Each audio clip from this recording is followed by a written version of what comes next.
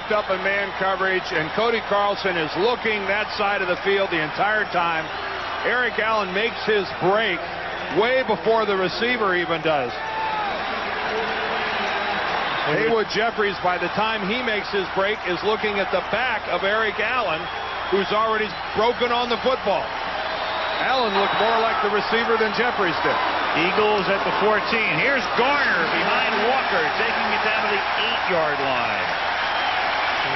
He is so swift. He plants that outside foot, makes the move, and he just explodes.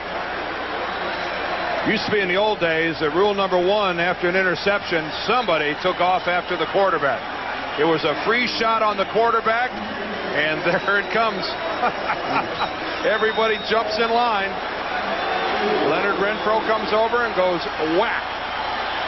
And Cody has been whacked enough this season with that separated left shoulder and a knee injury coming into the game. Here's Garner pounding his way down to the 6. It'll be 3rd down and 2 with 5 minutes to go in the half, and the Oilers on top 3-0.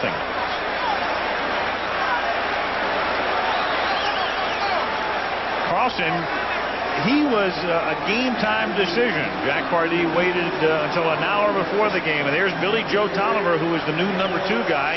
Bucky Richardson, who had been the starting quarterback, is now the extra QB tonight. Keep in mind with Carlson, though, it's his left shoulder that has been the problem, not his throwing shoulder. It's his non-throwing shoulder. 3rd and 1, and Garner has the first down, takes it to the 1-yard line. Tackled by Marcus Robertson. Oilers had to know it was going to be run. Garner stayed in that offensive backfield. They've been taking him out anytime they're going to throw the football.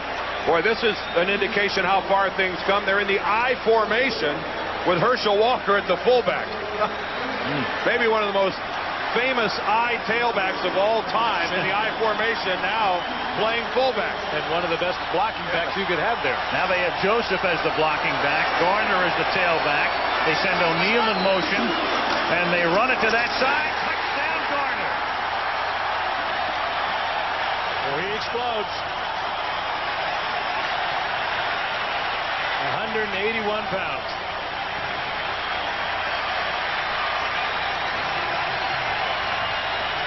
Well, Richie Kotite's Eagles, a prohibitive favorite coming into tonight's game, an 11-point favorite, finally takes the lead here at the 3:52 mark of the first half. Good, solid work up front. Look at the double team. Great work there on the left side by Bernard Williams, Antone Davis, Mark Bavaro. Really uncontested into the end zone for Charlie Garner. Eddie Murray for the point after. Brian Barker to hold. Low snap. Nice job by Barker, and the kick is just inside the right upright. John Hudson was the snapper, so the interception is very costly for Carlson. Eric Allen with the pick. And then the Eagles, after being stopped on their previous effort at the 1-yard line on a 4th down play, cash in. And they're warming up on the sidelines. It's not that cool tonight that you wouldn't be throwing the football if you weren't planning on a little action. Billy Joe Tolliver, who we thought might be going to start tonight, depending upon the condition of Cody Carlson. They didn't really decide until just before the game that Carlson would start. Goodyear Blimp, Spirit of Akron, hovering above the vet, home of the Eagles and the Philadelphia Phillies. And Tim McCarver, a pal at the game tonight. He and Jim Palmer and I will be doing the 3rd game of the World Series tomorrow. Timmy's had a lot of time off, haven't you, Timmy? Doing a lot of fishing, hanging around. Talked a little baseball today. I had to fly in late. Lee Thomas was on the plane with me today, the general manager of the Philadelphia Phillies. Everyone in baseball just scratches their head. How could this have happened?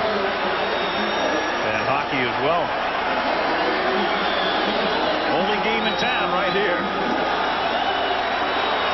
Eddie Murray to kick off, sends a bouncing ball down to the 12-yard line. John Henry Mills brings it out past the 30 up to the 35. Every time you say bouncing ball, I'm looking for Mitch Miller. Follow the bouncing ball. Garner, well, he's not particularly sartorially splendid, but On the stat sheet, he's got 6 points. Not rung up. particularly sartorially Don't ask me to repeat. splendid. That's right. It's enough syllables. You do need some baseball. Oh, boy. Touchdown directly You've got some built-up hormones you need to dispense, Al. a pass that Cody Carlson would like to have had back. Fourth ball picked up by Eric Allen. Carlson is 4 of 10. The fake to Brown, that doesn't fool the Eagles, but he gets the pass away, and it's caught by Pat Carter. So the tight end makes his first reception of the game. It's a gain of 4. Zordich in on the tackle.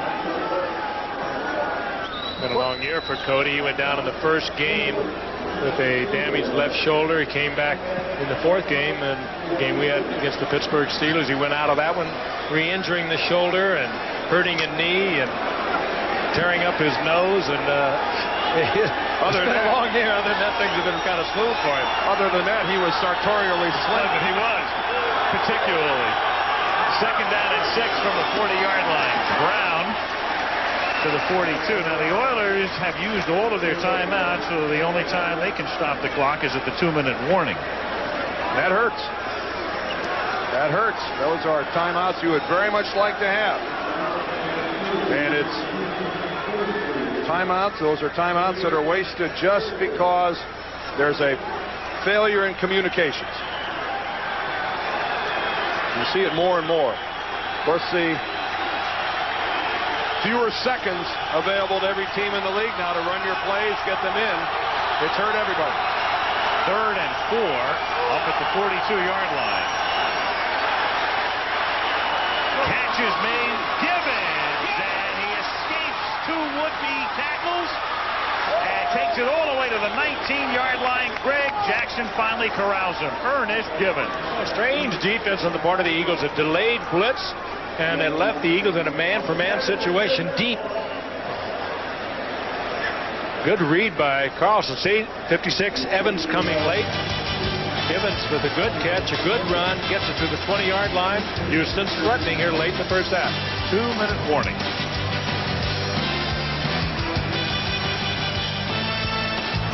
Watch this attempted tackle here on Ernest Gibbons by Derek Frazier.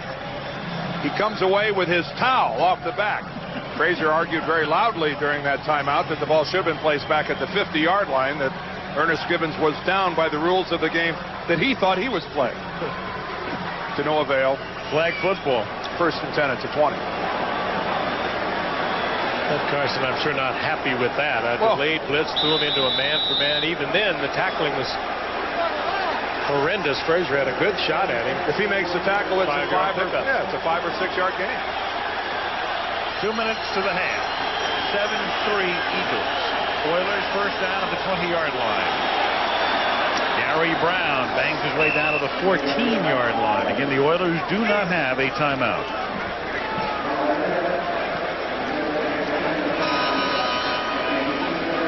Oilers not quite sure if they're going into it. They are going into a somewhat of a sugar huddle right up close to the line of scrimmage. Being pretty methodical about things here. 2nd down and 4. Now they'll hurry. Gary Brown taking it to the 10-yard line, and that's enough for a first down. Good surge here by Gilbride's offensive team. 2 plays, pick up the first down. The clock continues to move, but a better offensive performance than I think the Eagles were expecting out of the Oilers. 1st and goal at the 9-yard line. Yeah, they'd have moved more quickly out of the huddle, I think.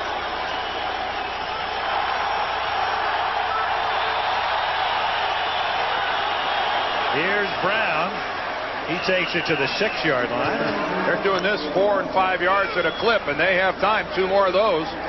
They'll be in the end zone now. Cody doesn't need to hurry all that much here. He doesn't, but the one thing he doesn't want to do is have to burn or burn it down by grounding it. Right. 2nd down and goal from the 7-yard line. Carlson throws, and it's a little high. Incomplete. Intended for Pat Coleman. Oh, and the littlest man in the field with a fine defensive play. 5'7" Mark McMillan. Plays a lot bigger than that. Boy, 3 running plays in a row. They're banging off about 5 yards a whack. I would have maybe been a little more up-tempo at the line of scrimmage, trying to run the play a little bit faster and kept it on the ground. They really had the Eagles back on their heels as far as the running game was concerned. It is 3rd down and goal just inside the 7. 29 seconds remaining in the first half. No tight end and 4 wide. Carlson buys time. Looking, throwing, and it is incomplete. Again intended for Pat Coleman. And it's 4th down. They'll have to settle for a field goal attempt. Well, it's got to be frustrating. Well, I'll tell you, if Cody Carlson didn't have that knee banged up, he walks into the end zone on that particular play. Coverage was all at the back of the end zone. He knew that he couldn't. Had to throw the ball. Good defensive coverage on the part of the defensive secondary. Andy Harmon, the guy there with the late pressure, puts Carlson on the ground. Ooh, and that was a nice play downfield. 25-yard field goal attempt for Del Greco.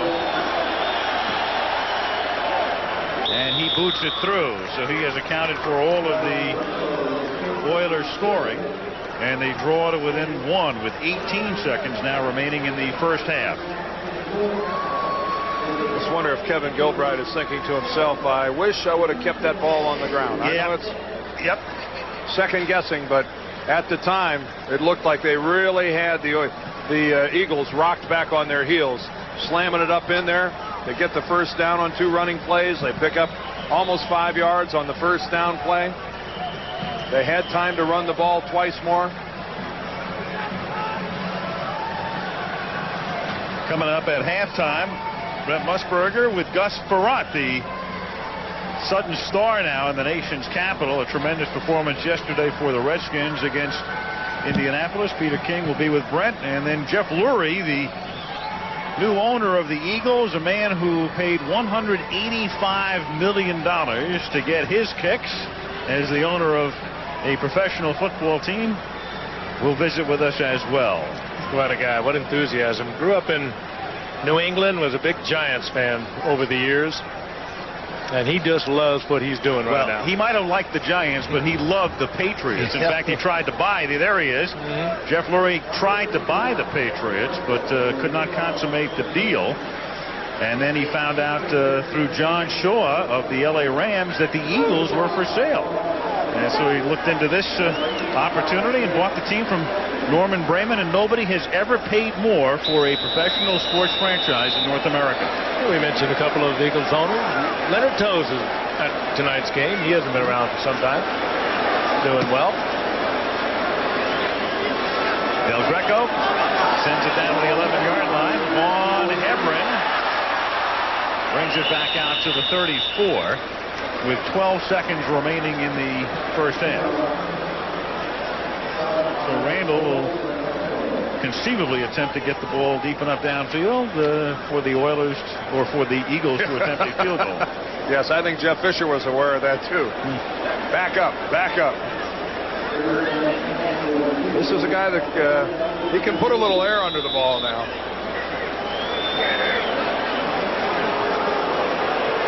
Well, the Eagles aren't. The Eagles are going to sit this one out, so to speak.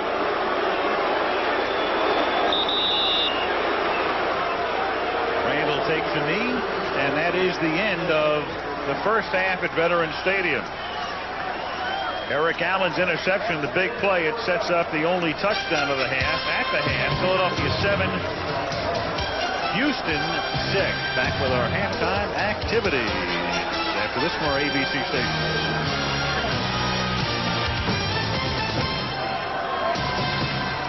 The second half, the Philadelphia Eagles with Eddie Murray to kick off, leading 7-6.